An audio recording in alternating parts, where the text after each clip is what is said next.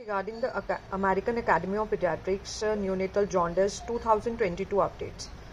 First thing is that as per AAP recommendation, the updates, every 12 hours after the birth, visual assessment of the jaundice needs to be done. Then before the discharge, either at 24 to 48 hours or before discharge, whichever is earlier, you need to screen the patient. This is mandatory to screen the patient for jaundice. So screening, in case if you have transcutaneous bilirubinometer is available at your setup, you can do transcutaneous bilirubin. You can check for that. Then what is the recommendation of getting TSB following that? TSB has to be done if transcutaneous bilirubin shows levels of more than 15, because beyond 15 milligram per deciliter of bilirubin, it is not sensitive to pick the bilirubin levels. Or if your bilirubin levels are with the transcutaneous bilirubinometer comes within 3 milligram per deciliter of your phototherapy threshold as per the age of the baby.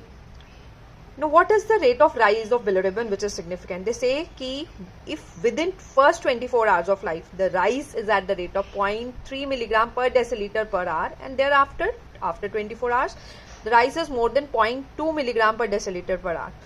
You need to suspect there can be likely chances of hemolysis. You have to rule out hemolysis. You'll investigate the patient. You'll get the retic count done. You'll get the DAT done. Now, Cramer's chart that we earlier used, there are certain limitations. It is not relied upon need for testing. Again, this is very important. The risk factors for neurotoxicity are again revised under the 2022 neonatal jaundice updates. Earlier, only letharginess, temperature instability, asphyxia and acidosis were considered as the risk factors for neurotoxicity.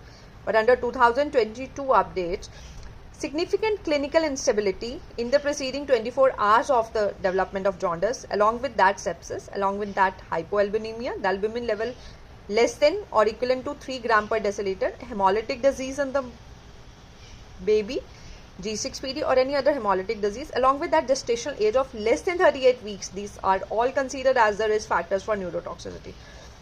Now, in case if mother is Rh negative, an antibody status is not known. You are not aware whether she had received the anti-D prophylaxis or not, and antibody status is not known. In that case, you have to get the blood group and direct antiglobulin test done. But in case if the antibody status is known and it is positive, then you have to get the TSB done 4 hourly 2 times, thereafter 12 hourly, and you have to consider early initiation of phototherapy because it is expected to rise to the threshold level.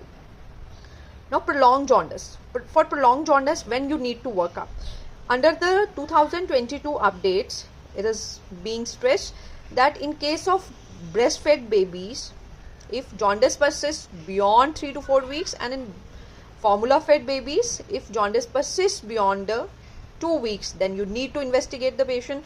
You have to get the direct levels of bilirubin and you have to get the thyroid profile done. So this is also important that in low middle income countries, lower threshold for initiation of phototherapy can be considered in secondary care settings, but in tertiary care settings, the same cutoffs has to be followed, and follow-up of the patient is certain and regular. There are 2022 updates. There are two groups. The neonates are categorized into 2 groups. One is the low risk groups. Low risk groups are those between the 35 to 40 weeks of age group. Okay. And the other group was those who have the risk factors for neurotoxicity. They are between 35 to 38 and more than that weeks. You need to emphasize that once you have started the phototherapy, TSB is to be measured. TSB is to be measured. When is to be measured? It is to be measured at 12 hours after the initiation of phototherapy. Now, this is again very important when we have to discontinue the phototherapy in the baby. As per 2004 guidelines, when the TSB is less than 13 to 14 milligram per deciliter, you can stop the phototherapy.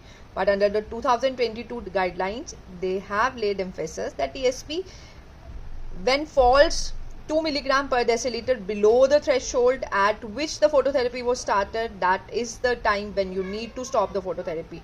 Now again, rebound TSB जो है वो कब करना है? Rebound there are 2 categories, the high risk and the normal group. High risk are the age of onset of jaundice is within 48 hours, age is less than 38 weeks and hemolysis there, in those rebound TSB can be done at 6 to 12 hours. In all other cases at 24 hours after stopping phototherapy it has to be done. There's one more new thing that they have talked in 2022 updates, escalation of care. They have said ki escalation of care, what is escalation of care? Escalation of care is when the TSV of the baby, it approaches 2 milligram per deciliter below the exchange transfusion threshold. That is the time when it is a medical emergency and escalation of care is to be given to the baby. And what is it? While we are preparing for exchange transfusion, we have to immediately admit the patient, start with intensive phototherapy, you have to start the hydration therapy, you have to send the blood samples for TSB, you have to get the direct bilirubin levels, albumin levels, blood grouping is to be done, and simultaneously you have to arrange the blood for exchange transfusion.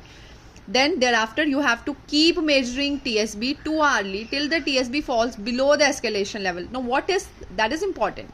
What is the escalation value of TSB? Escalation value of the TSB when it is around 2 milligram per deciliter below the exchange transfusion threshold, that is your escalation value of bilirubin.